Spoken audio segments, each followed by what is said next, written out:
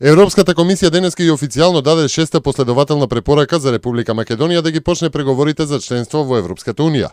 Во извештајот за напредокот на земјата се вели дека се исполнети политичките критериуми да напредува во процесот на пристапување и повторува дека доколку се одвива скрининг процесот и дискусии со Советот за создавање на преговарачка рамка, би се создал потребниот импулс за изнаоѓање на компромисно и меѓусебно прифатливо решение за прашањето за името, дури и пред отварањето на поглавја од официјалните преговори. Посочено е дека останува од суштинско значење да се преземат решителни чекори кон решавањето на прашањето за името со Грција и дека неуспехот на страните на овој спор да постигнат компромис по 19 години преговори со посредство на Обединетите нации има директно и негативно влијае врз европските аспирации на земјата.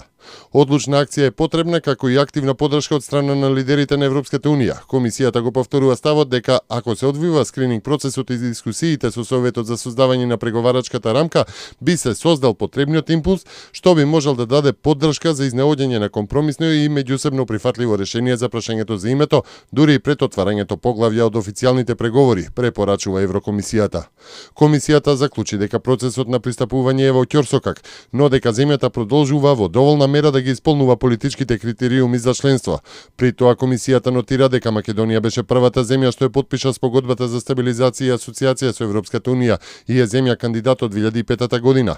Оваа година е одбележана и 10-та годишнина од имплементацијата на спогодбата за стабилизација и асоциација, најстара во регионот. Токму затоа, комисијата препорачува од 2009 година Македонија да се пресели во втората фаза од асоциацијата. Се наведува во клучните наоди на Европската комисија за нашата земја. Сепак се наведува дека постојат сериозни предизвици и дека случувањата во текот на годината го истакнале ризикот од назадување во некои клучни реформски области.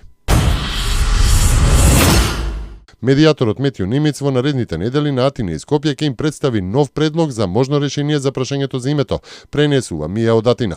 Грчкиот весник Елефтеротипија, повикувајќи се на сигурни извори од Обединетите нации во Њујорк, вели дека она што ќе го донесе Нимиц, можеби и пред крајот на октомври, ќе бидат пакет предлози кои ќе вклучуваат нова верзија на името и многу други теми, иредентизам, јазик и така натаму. Република Македонија во изминативе години вложи многу напори да изврши бројни реформи со цел постигнување на членство во евроатлантските организации. Членството во Европската унија и НАТО е од стратегиско значење за нашата земја. Нашето членство во овие организации ќе значи постабилен регион и побезбедна Европа, рече министерот за одбрана Зоран Јолевски на конференцијата Западен Балкан и днината на интеграцијата, која се одржува во Рим. Јолевски вели дека Македонија и понатаму ќе продолжи со имплементирање на реформите. 13 судии утрово се уапсени во Скопскиот кривичен суд. Со лисици на раце завршиле и десетина стручни соработници.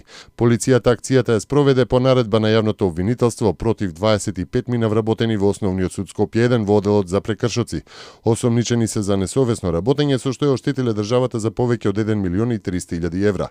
8 судии, приведени се и неколку службеници од судот. Сите се уапсени утрово од дома, а не од работното место. Дел од уапсените во моментов се наоѓаат во Основниот суд Скопје 1 и чекаат на судијата од претходната постапка, додека дел од нив се наоѓаат во обвинителството. Јавното обвинителство се сомнева дека во текот на 2010 година до нив биле доставени предмети, барања за поведување на прекршочна постапка, кои биле обработени во текот на 2012 и 2013 година. По предметите биле донесени пресуди со одредени парични казни, а не биле доставени на извршување. Пријавата за кривично гонење е напишана на 800 страници. Насилни протести ја потресува Турција откако курдското население излезе на улица заради одбивањето на Анкара да преземе воена акција против напредувањето на исламската држава и заземањето на курдскиот стратешки град во Сирија Кобани. Се протестира од Истанбул до Дијарбакир на истокот. Според последните информации во протестите најмалку 12 мина загинале, а голем број се повредени. Протестите во Турција се дел од поширок протест на курдите низ европскиот континент против офанзивата на ИДИЛ. Се бара помош за курдското население во Сирија, кој се бори да ги запре джихадистите. Над 2000 сириски курди, меѓу кои жени и деца, се евакуирани од Кобане, додека борците на исламската држава напредуваат кон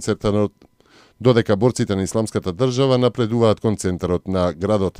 Джихадистите во понеделникот заземаа 3 населби во сирискиот град Кобани на границата со Турција. Според податоците на Сириската обсерваторија за човековите права, за 3 недели колку траат борбите за Кобани, настрадале 402 лица.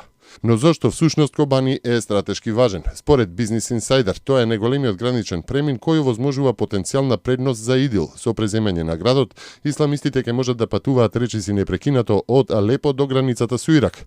Имајќи ја контролата на важниот граничен премин, всушност се зајакнува крајната линија на ИДИЛ и се продлабочува контролата на групата во текот на така наречениот калифат.